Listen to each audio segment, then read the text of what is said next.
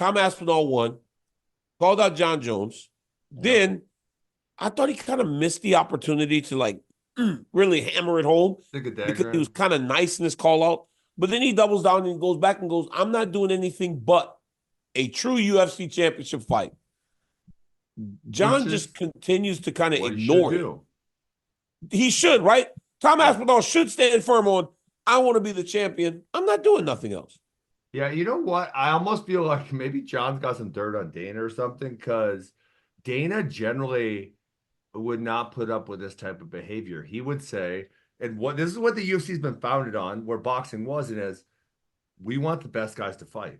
We want to see who the actual best guy is. We don't want to, waste time with shenanigans. We don't want, to pad records to go to 40-0. We don't do that. That's what boxing does. In the UFC, we put the best guys in there and we see who wins. And so the fact that Jon is being, I don't know, allowed is the right term, but that Dana is playing along and letting him and Stipe fight. When Stipe is going to be close to 4 years by the time they ever fight. No. Stipe will be 42 years old. No, I'm sorry. 4 years since he's had a fight.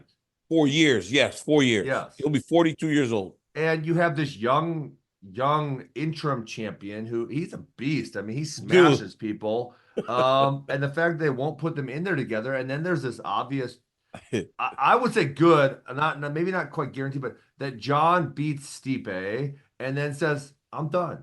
It's so, I'm gone. And then you never get to see that. Hey, Ben, you know what's so, and I love the way you said that about Tom Aspinall. You go, he's a beast. It was almost like reality came like, this dude is really good. I always thought he was good. But then I didn't think he was like as good as he is, because Michael Bisping was telling me he's the greatest thing in the world. And I was like, Mike, come on, dude. This is crazy. You're talking crazy. I was like, you can't be that strongly in one opinion, because if it goes wrong, then you're screwed. But then it turns out he is that good. You know what little Daniel told me the other day? I'm in England, and Dan goes, Dad, I go downstairs to eat. I try to eat really fast because I want to watch Tom Aspinall fight. He goes, by the time I got done, Curtis Blades is in the octagon on his knees crying. He was like, what did I miss? I said, dude, the entire fight, like, it literally takes him no time to beat the best heavyweights in the world. Yeah. It's crazy watching how good he is. Yes. And that's one of those things where, it's funny because he's a champion now, but you would say, I would like to see him have a tough fight that goes 5 rounds, because I want to say he's finished. Let me look. Everybody. No, everybody. No one's went to the third round with him. What? They haven't. No. They can't extend them. They can't extend them into the longer rounds. Dude, it's crazy. Curtis Blades a minute, Pavlovich a minute 9, Tybura a minute 13. He had the injury against Blades. Volkov 345, Spivak 230. Like, these guys, he's putting people away right away. Yeah. So I mean, part of me says I'd like to see him fight the full fight. Well, you want to. Got to make him fight the full fight, which they can't extend him. You want him to fight long fights, but and he's getting more confident. So he's approaching them like they don't really have a chance against him, which again is why I want to see him fight Jon. Yeah. But so Dana should make this happen. That's why it's like, why Dana almost always presses these issues with the best guys. It's pretty rare where he has it. Like I say, Sean and Marab, like, he's making that happen. Now he let Sean fight Cheeto. That was one fight. But now that, Sean and Marab are fighting. But has Jon ever gotten his fight where he just goes, I'll fight this guy because that's who I want to fight? Otherwise, he generally just fights anybody. Jones has never been a guy to pick his opponents. I mean, his so maybe that's why he's getting that. And Stipe also, right? Stipe was a guy, champion, long reigning.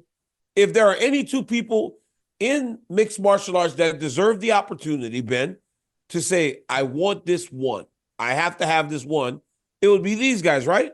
I mean, yeah, you make a compelling case. I'm going Jones' early record is like outstanding. Obviously, since then he's fought here and there. Yeah, I guess he's probably said anyone. And you look at his early resume versus later resume. The Anthony Smith, Thiago Santos, Dom Reyes. They're not legends like he had earlier in his career. When he was going through, it was, Vitor, Rashad, Lyoto, Quinton, Shogun Hua. I mean, that was like a stretch where it was like, oh my Dude, God, he's fighting everybody. He fought, legend then after he legend fought after me, and legend. then he fought Gustafson. He Yes. fought everybody. It's like Yes. he fought everybody. And honestly, Ben, back then he was pretty active. Like he was, if he wasn't in trouble and having to sit out, he was fighting. I mean, he fought Ovett. When I heard he fought Ovett St. Preux, who at the time was fighting at a really high level. Yep. Dominic Reyes, when he fought him, was fighting at a really high level. And so was Anthony Smith. Yep. All those guys that had very little name recognition were fighting at a high level, and he fought them. So maybe it is because of that inventory, right? All that work and all that stuff he's put in the bank, he can go, I need this one. This is the one I need, especially knowing that this guy is tough. What I was going to say with the 12-6 elbow was Dana White is trying to get the loss removed from Jon's record to make him undefeated again. Yo, what is going on with Dana and Jon lately? That's what I'm saying.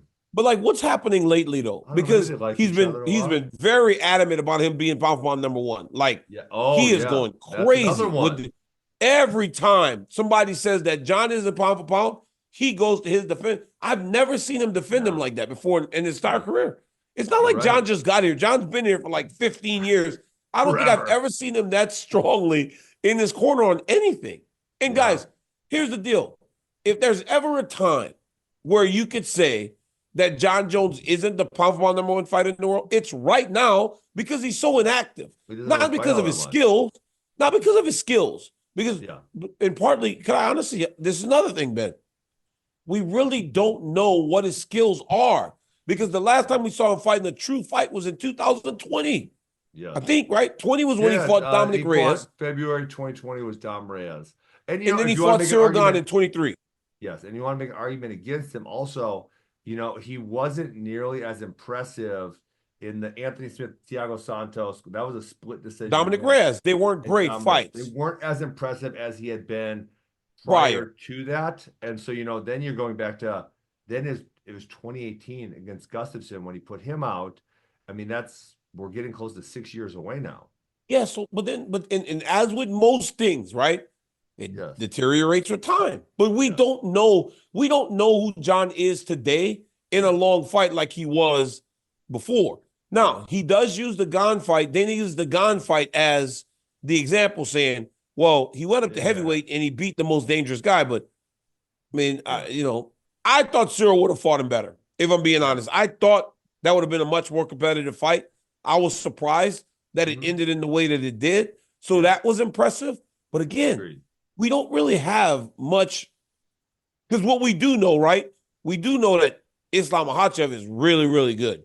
We do know that Bilal Muhammad is really, really good and getting better because we see these guys competing on a consistent basis. Who else did they put above him in the rank? It's Gustafson, it's Islam, and it's man, who? Is it Pereira? Maybe I'm going to. Is it Pereira? Oh, that's interesting. Now that gets interesting, right? Pound for pound rankings. I don't know that I'd put Pereira ahead of him. I don't think so either. But, I don't think I'd put Pereira in front of Jon in terms of pound for pound. That's not Islam, Pereira, Jones, Topuria, Muhammad. I don't know that I would put Pereira in front of him. But again, we do have things to judge what Pereira is doing today in terms of building a case for him being in the pound for pound rankings like that. It's crazy. But I don't know why Jon's not fighting him. I don't understand why he's not doing it. I will not say he's afraid of him. I keep telling everybody he's not afraid of him. But some people actually think that he's just a little like, I don't want to do this with him. I think he's afraid. I think what Jon really desires to do is go out with a 0 on his record, it appears. And he has a higher chance to lose to Tom than he does to Stipe. And it's like, no one's ever going to say, I mean, it would be so idiotic for someone to ever say, oh, Jon fought an easy resume. Now, Jon's resume it's second to none. There's probably no one who has as good of a resume as Jon Jones in the UFC. And so if he gets his last win, whether it's an easy guy or a hard guy, he still has a great resume and he goes out undefeated and, it's him and Khabib. Yeah. But there's one thing also that I got to say, Ben. before we go, is that he fought everybody, he beat everybody, and he's always stepped up. And honestly, he has seen this before, right? If there's ever been a time that you can look at a champion that goes, I don't really want to go back into this, especially at 38 now, right? He's almost 38 years old. When you've seen it, because it was initially when I got to the UFC and I was smashing everybody. Oh, Daniel might be the guy to beat Jon Jones, right? Gustafson, he might beat everything. He's seen these challengers come before, had to get excited, and maybe he knows, Ben, what he would have to do in order to beat this guy, because he can beat him. But in order to beat all of us, he had to train exceedingly hard, and he had to be really committed. And maybe at this age, he just doesn't want to do that anymore.